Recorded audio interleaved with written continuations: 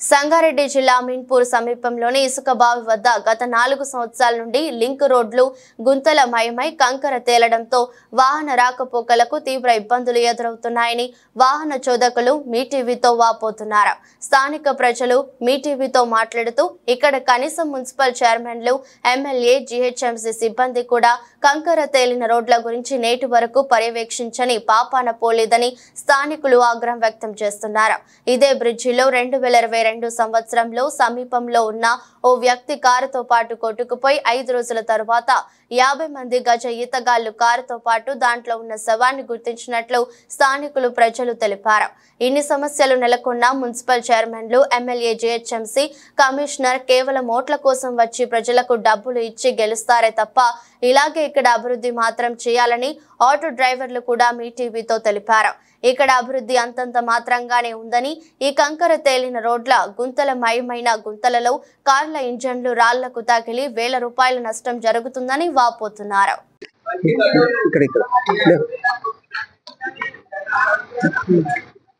ఈ వర్షం వచ్చినప్పుడు నీరు నిండే సమయంలో ఈ బోర్డులను ఇక్కడ అడ్డం పెట్టి ప్రజల రాకపోకలకు ఈ నీళ్ళకు పోకండి అని ఇక్కడ కొంతమంది సిబ్బంది చెబుతున్నట్లు స్థానికుల నుండి సమాచారం.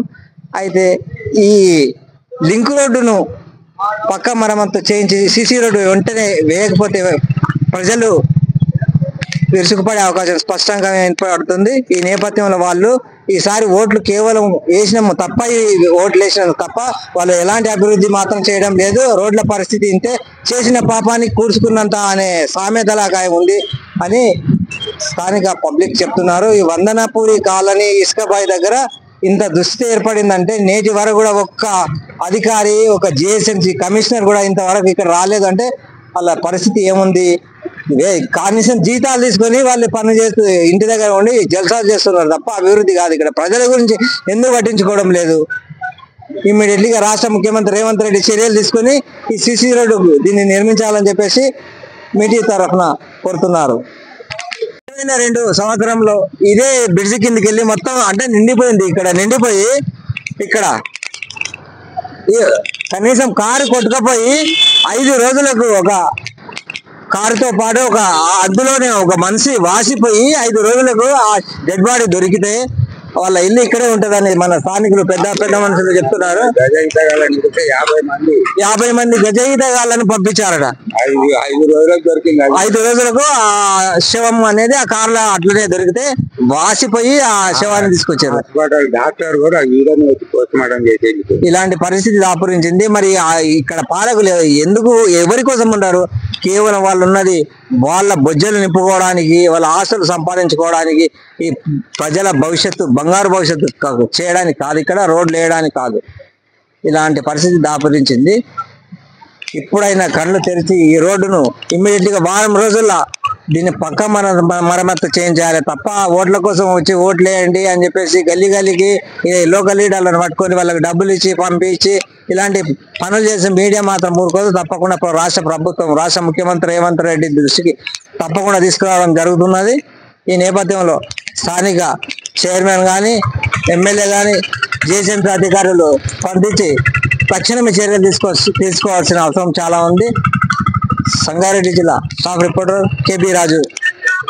సంగారెడ్డి జిల్లా అమీన్పూర్ ఇసుకబావి దగ్గర ఇదే వందనపూరి కాలనీ ఫేజ్ 1లో ఉన్నాం ఇప్పుడు.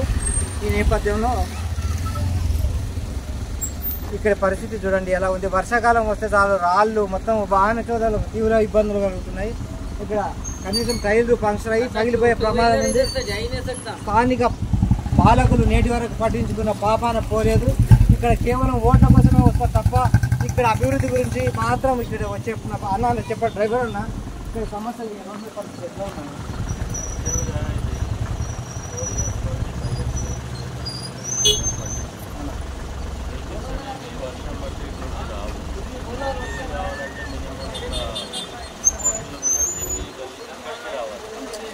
చాలా ఇబ్బంది అవుతుంది.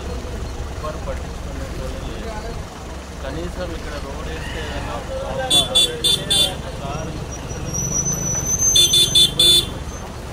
ఇప్పటి వరకు కూడా ఎవరు పట్టించుకునే వాళ్ళు లేదు. మీడియా ద్వారా తప్పకుండా అన్నయ్య చేయమండి. లైవ్ పెడదాం, డైరెక్ట్ లైవ్ పెడదాం. ఆఫీస్లో ఉంది డైరెక్ట్ లైవ్ పెట్టి ఈ రోడ్ లైన్కి ఇలాంటి రోడ్ల పక్కన వస్తుంది.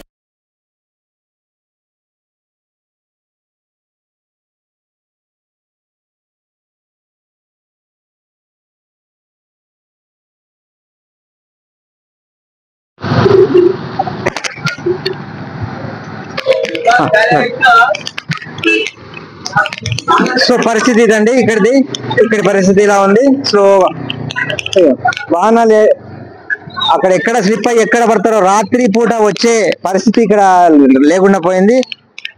పడ్డా కూడా ఎవరైనా సెల్ ఫోన్ ఇట్లా కింద పడ్డా కూడా ఎవడో ఇలాంటి పరిస్థితి ఉంది, దోపిడీ అయ్యే అవకాశాలు ఉన్నాయి. చెప్పన్నా नहीं वही चीज खड्डे गड़े वही है बोलने का मतलब वही है। अभी तक 2-3 आदमी गिर गए। अब यहाँ पे तकरीबन जो है 2-3 साल से ऐसी है, रोड बनता हो रहे खाली नारे ना फोड़ले जा रहे అన్ని అబద్ధాలు బట్టబాది ఇక్కడ కార్కో చైర్మన్ ఉన్నాడు కదా, సీన్ రెడ్డి వేస్తాం బీక్తాం అన్నాడు. ఒక కారు కొట్టుకపోయింది 2018 కారు 1 కిలోమీటర్ పోయి తట్టుకుంది. మనిషి ఉన్నాడు అందులోనే, కారులో మనిషి కూడా అందులోనే ఉన్నాడు. 5 రోజుల తర్వాత దొరికింది, ఇంతలా ఉబ్బిపోయింది, డోర్లో పట్టలేడు మనిషి. అంటే ఇది వర్షం వచ్చినప్పుడు చాలా పెద్దగా వస్తుంది అన్నట్టు, చాలా పెద్దగా వస్తుంది. ఆ గోడకు పోయి పారుతాయి నీళ్ళు, ఆ గోడకి వెళ్ళి రాసుకుంటూ పోతాయి. ఇట్లా వెళ్ళి ఈ రోడ్ పాయింట్ పోతాయి. మళ్ళా మంచి ఓడిసే వస్తాయి. 2000 వచ్చింది అయితే మొత్తం ఇట్లా తిరిగి ఈ ఇంట్లోనే నడమైన ఇట్లా తిరిగి మంచిగా పోయింది. చాలా డేంజర్ ఉందమ్మా. ఈ వాగ్ని ఎవరు పట్టించుకుంటలేరు. వేస్ట్ రాజకీయ నాయకులు.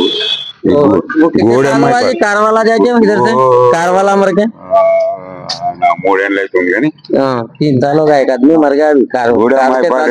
గూడెమ్మైపాలరెడ్డి ఆచార్యం వాళ్ళ ఇంటికాడ పంచనాలకు మంచిగా రోడ్లు బిర్జీలు వేసుకుండు దొంగముండ కొడుకులు కానీ చెప్తే వాళ్ళంతా వివేకాన్న కొడుకు రాజకీయం వేస్ట్. ఇటువంటి రాజకీయంలో ఉండకూడదు.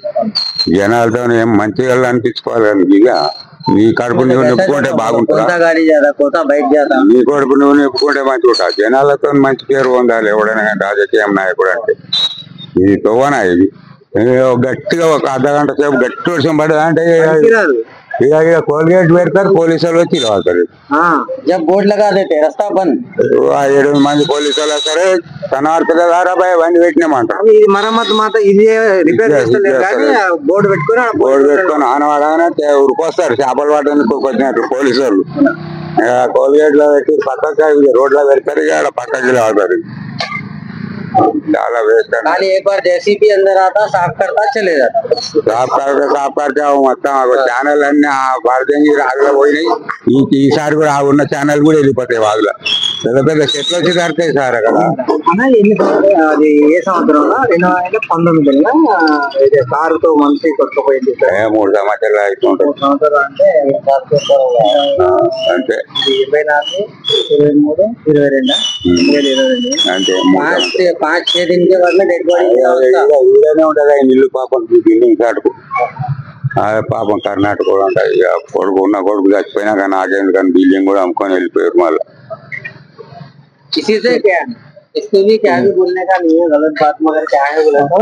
ఇక్కడ చూడండి ఎలా ఉంది పరిస్థితి. ఇక్కడ చూపెట్టండి. ఇక చూడండి పరిస్థితి. ఇక్కడ రాళ్ళు, కనీసం వాహనాల రాకపోకలకు తీవ్ర ఇబ్బందులు. ఇక్కడ ఈ నీరు నిండే వరకు ఇక్కడ పోలీసుల సెక్యూరిటీ బందోబస్తు అని చెప్పి ఇక్కడ ఒక బోర్డు పెట్టి ఇక్కడ రాకుండానే పోలీసులు నిలబడతారు.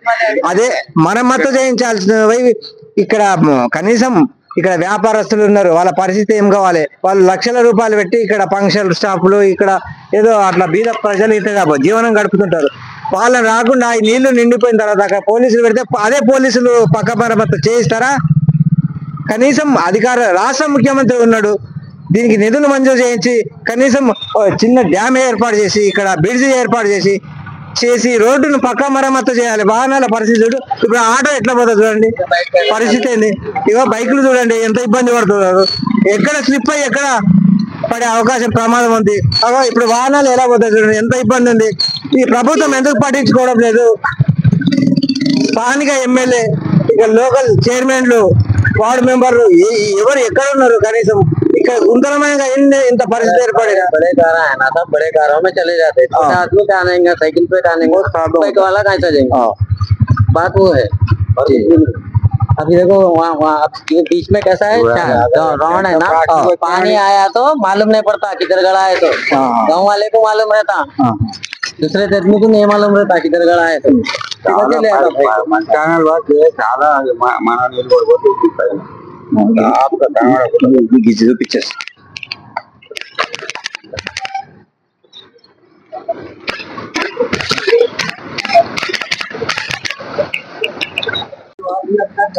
రెండు సెకండ్ సార్ ప్లీజ్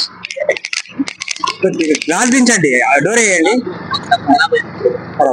ఇక్కడ ఈ రోడ్డు పరిస్థితి ఎలా ఉంది ఎందుకు పట్టించుకోవడం లేదు సార్ చాలా చాలా చాలా ఇబ్బందికరంగా ఉన్నది గతంలో 3 సంవత్సరాల క్రితము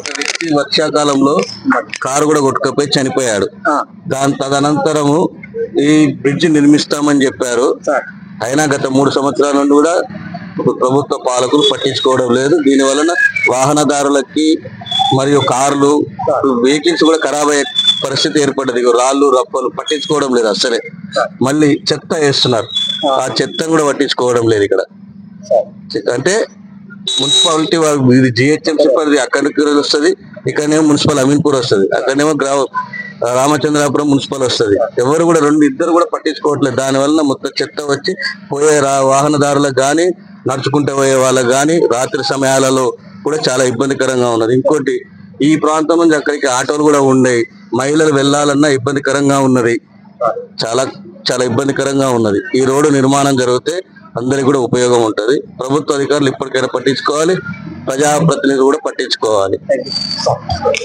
చెప్పండి రోడ్డు పరిస్థితి ఎట్లా ఉంది రీసేన్ లాభం మేము రాష్ట్ర ముఖ్యమంత్రి రేవంత్ రెడ్డి దృష్టికి తీసుకురావడానికి మేము సమస్యలు ఏ మీడియా తీసుకోలేదు మేము తీసుకురావడం జరుగుతుంది చాలా సంవత్సరాల నుంచి ఇలాగే ఉంది రోడ్డు వర్షం పడితే ఇక్కడ నుంచి రావడానికి టైర్లు ఇవన్నీ ఏమైపోతాయి రాళ్ళలు పగిలిపోతాయి ఇంజన్ కూడా ఖరాబ్ అయ్యే పరిస్థితిలో ఉంది ఏదన్నా బండలు చూడండి దెబ్బ తాకితే కింద ఇంజన్ మొత్తం పోయి డబ్బులు ఖర్చు పెట్టుకునే స్థితిలో ఉంది ఆ రోడ్డు ఫుల్ వర్షం పడితే రోడ్డు మొత్తం మునిగిపోయి అసలు వేరే బీరంగూర రోడ్డు నుంచి మొత్తం 5 నిమిషాలలో పోయేది 50 నిమిషాలు పడుతుంది అక్కడ ఫుల్ ట్రాఫిక్ ఆఫీస్ టైంలో అందుకని చూడండి వీలైతే ఆయన దృష్టికి వెళ్ళి తొందరగా అయ్యే విధంగా ప్రయత్నం చేయండి మా తరఫున రోడ్డు పరిస్థితి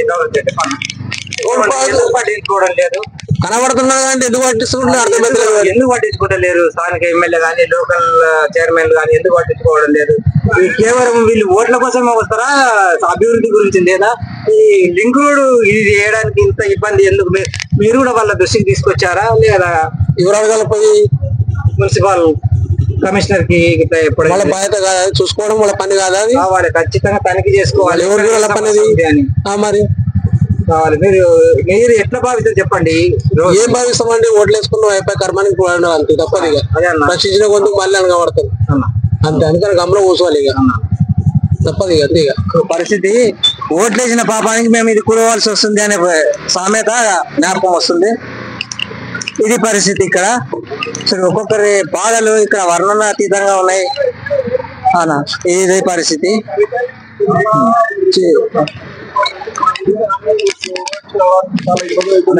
ఎట్లా ఉంది ఇది ఎందుకు పట్టించుకోవడం లేదు ఎన్ని సంవత్సరాలు మామ బయట అంటే కొంచెం చాలా ఇబ్బంది అవుతుంది పోవడానికి రావడానికి వర్షం పడినప్పుడు మొత్తం నీళ్ళు అయిపోతుంది వర్షం పడడం వల్ల రోడ్డు ఇట్లా ఖరాబ్ అయిపోతుంది ఇది సరే సరే అంకుల్ చెప్పండి అంకుల్ చెప్తున్నారు